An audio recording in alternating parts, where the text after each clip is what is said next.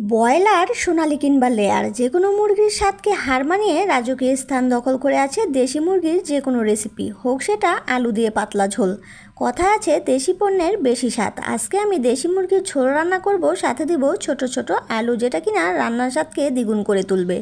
রান্না অতি সাধারণ, কিন্তু এর স্বাদ হবে একদমই অসাধারণ। আমি কিন্তু চুলায় অলরেডি কড়াই বসিয়ে দিয়েছি এবং সেখানে তেল দিয়ে পেঁয়াজ সামান্য বাদামি করে ভেজে সেটাতে কিছু শুকনো গরম মশলাও ভেজে নিয়েছি। ভাজা গরম মশলাগুলো থেকে যখন সুন্দর একটা স্মেল বের হবে, বুঝতে হবে এবারে একে একে বাকি মশলা অ্যাড করার সময় হয়ে এসেছে। আমি কিন্তু আগেই সব মশলা রেডি করে রেখেছিলাম। এবারে তেলের মধ্যে সবগুলো উপকরণ ঢেলে নিয়েছি। এখানে আছে লবণ, আদা বাটা, রসুন বাটা, হলুদ গুঁড়ো, লাল মরিচের গুঁড়ো এবং জিরা ও ধনে গুঁড়ো একসাথে। সব উপকরণ দেয়া হয়ে গেলে একটু পানি অ্যাড করে নেব মশলাটা কষিয়ে নেওয়ার জন্য। অনেকে আবার বলতে পারেন এত লাল কেন আপু? আমরা কিন্তু সব রান্নাতেই লাল মরিচটাই ব্যবহার করি, কাঁচামরিচ খুব কমই খাই। আর মুরগির মাংস লাল লাল ঝাল ঝাল করে খেতেই আমার কাছে খুব ভালো লাগে। ছোটোবেলা মা যখন নিজেদের পালা মুরগি রান্না করতেন, ঠিক এরকম লাল লাল ঝাল ঝাল করেই রান্না করতেন। খেতে কী যে স্বাদ হতো, মুখে লেগে থাকতো। এই রান্নাটা কিন্তু আমি আমার মায়ের কাছ থেকেই শিখেছি।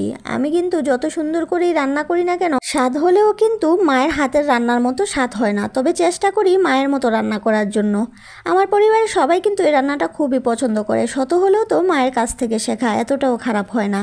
আর আমিও যেহেতু আমার বাচ্চাদের মা, তাই আমার রান্নাও আমার বাচ্চাদের কাছে খুবই প্রিয়। যাই হোক, কথা বলতে বলতে মাংসগুলো কষিয়ে নিয়েছিলাম এবং অনেকক্ষণ কষানোর পর আমি কিন্তু এর মাঝে অল্প কিছু এক্সট্রা পেঁয়াজও দিয়েছিলাম। এবারে আমি কিছু আলু অ্যাড করে আরও কিছুক্ষণ কষিয়ে নিয়ে এর মধ্যে ঝোলের পানিটা দিয়ে দিব। যেহেতু আজকের রান্নাটা মুরগির পাতলা ঝোল হবে, তাই পানির পরিমাণটাও একটু বেশি দেয়া হয়েছে। আর দেশি মুরগির হাড়টা যেহেতু একটু শক্ত, তাই এটা সেদ্ধ হতেও কিন্তু একটু বেশি সময় লাগে। এখনকার বাচ্চারা কিন্তু দেশি মুরগির চেয়ে ব্রয়লার মুরগিটাই বেশি পছন্দ করেন। ব্রয়লার মুরগিটা দেশি মুরগির চেয়ে নরম এবং মাংসওয়ালা। আর দেশি মুরগির হাড় বেশি আর মাংসের পরিমাণ খুব কম, তাই অনেক বাচ্চারাই খেতে চায় না। তাই বাচ্চার মায়েরাও বাচ্চাদের পছন্দ মতো ব্রয়লার মুরগিটাই বেশি খাওয়ান। দেশি মুরগির বাচ্চারা খেতে চায় না বললেই চলে। বাচ্চাদের পছন্দ এবং স্বাদ অনুযায়ী আপনারা কিন্তু ব্রয়লার মুরগিটাও এভাবে রান্না করতে পারেন। সবসময় ভুনা তরকারি খাওয়া কিন্তু বাচ্চাদের স্বাস্থ্যের জন্য খুবই খারাপ, তাই মাঝে মাঝে চেষ্টা করবেন একটু ঝোল করে খাওয়ানোর জন্য। বিশেষ করে গরমের সময় বাচ্চাকে যে কোনো ঝোল তরকারি খাওয়ানোর চেষ্টা করবেন, এটা কিন্তু শরীরের জন্য খুবই উপকারী। আর কথা বলতে বলতে কিন্তু আমার রান্নাটা প্রায় কমপ্লিট হয়ে গেছে। দেখতেই পাচ্ছেন কতটা কালারফুল হয়েছে, আর রান্নার কালারই কিন্তু বলে দিচ্ছে এর স্বাদের গুণাগুণ। তাই রান্না শেষে আর অপেক্ষা করতে পারলাম না। গরম গরম ভাত আর ধোয়া ওঠা গরম মুরগির ঝোল নিয়ে বসে পড়লাম খেতে। বিশ্বাস করবেন না, আজকের রান্নাটা কিন্তু ঠিক আমার মায়ের হাতের সেই রান্নার স্বাদকে ফিরিয়ে এনেছে।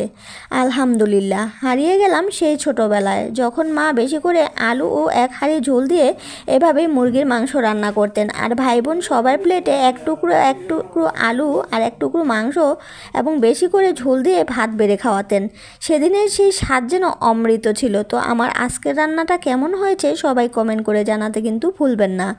আজকে এ পর্যন্তই। সবাই ভালো থাকবেন, সুস্থ থাকবেন। আল্লাহ হাফেজ।